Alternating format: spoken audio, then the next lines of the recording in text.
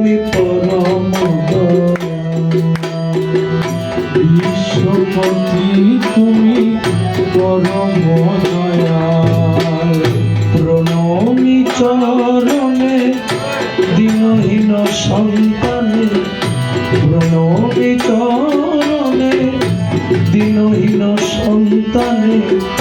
বিশ্বপতি তুমি পরম দয়াল প্রণমি চরণে দীনহীন সন্তানে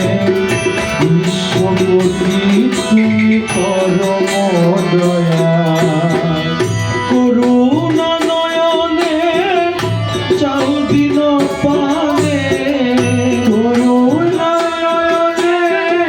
চাও দিন পানে করুণা নয়নে চাও দিন পানে ভক্তি শূন্য আমি অদম সাওয়ার ভক্তি শূন্য আমি অদম সাওয়ার বিশ্বপতি তুমি পরম দয়াল প্রণমি চরণে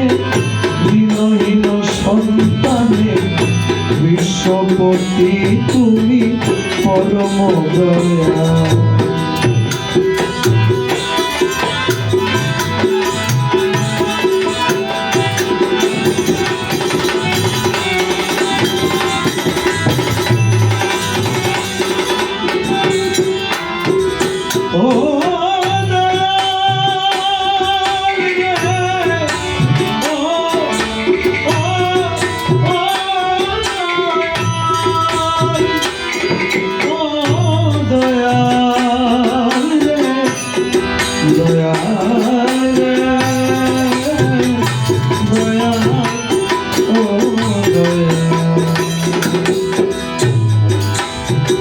চন্দ্র সূর্য তারা জীব জড় যত প্রাণরূপে তুমি সর্বঘটে স্থিত চন্দ্র সূর্য তারা জীব জড় যত প্রাণরূপে তুমি সর্বঘটে স্থিত তুমি শুদ্ধ সত্য তুমি মুক্ত নিত্য তুমি শুদ্ধ সত্য তুমি মুক্ত নিত্য তুমি শুদ্ধ সত্য তুমি মুক্ত নিত্য তুমি সর্বমত্র তুমি সে পাতা তুমি সর্বমত্র তুমি সে পাতা বিশ্বপতি তুমি পরম দয়াল প্রণমি চরণে দীনহীন সন্তানে বিশ্বপতি তুমি পরম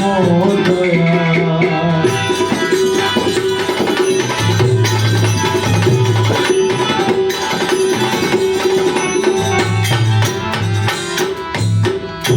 আমার জ্ঞান বুদ্ধি বল তুমি সেই সম্বল তুমি ছাড়া আমার আর কে আছে বলো জ্ঞান বুদ্ধি বল তুমি সে সম্বল তুমি ছাড়া আমার আর কে আছে বলো আমার মাতা পিতা বন্ধু ভাই তুমি বিনে কেহ নাই মাতা পিতা বন্ধু ভাই তুমি বিনে কেহ নাই মাতা পিতা বন্ধু ভাই তুমি বিনে কেহ নাই আমি চিরদিন তব দয়ার কাঙ্গাল চিরদিন আমি তব দয়ার কাঙ্গাল বিশ্বপতি তুমি পরম দয়াল প্রণমি চরণে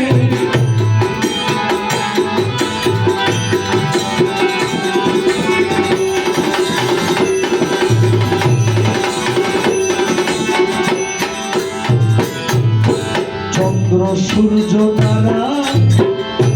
জীব জল যত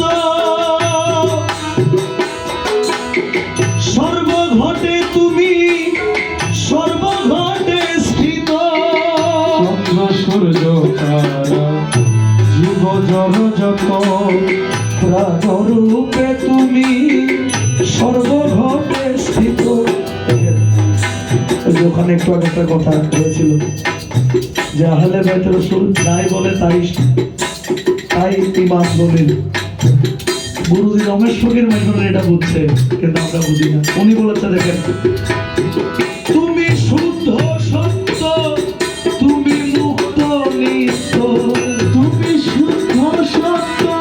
তুমি মুক্ত নিত্য। যখন আল্লাহ রাসূল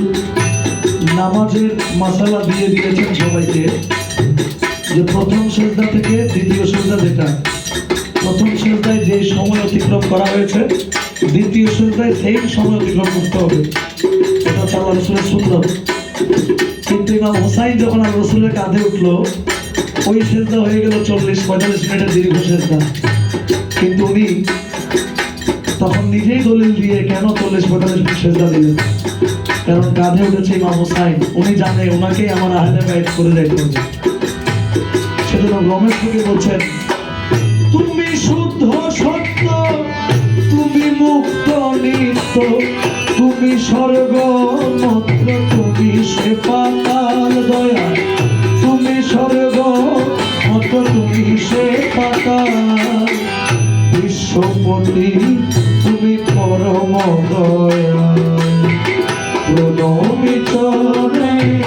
বিনহীন সন্তানে, বিশ্বপতি তুমি পরম দয়া, বিশ্বপতি তুমি পরম দয়া, বিশ্বপতি তুমি পরম দয়া, ভক্তি শূন্য অদম সারা।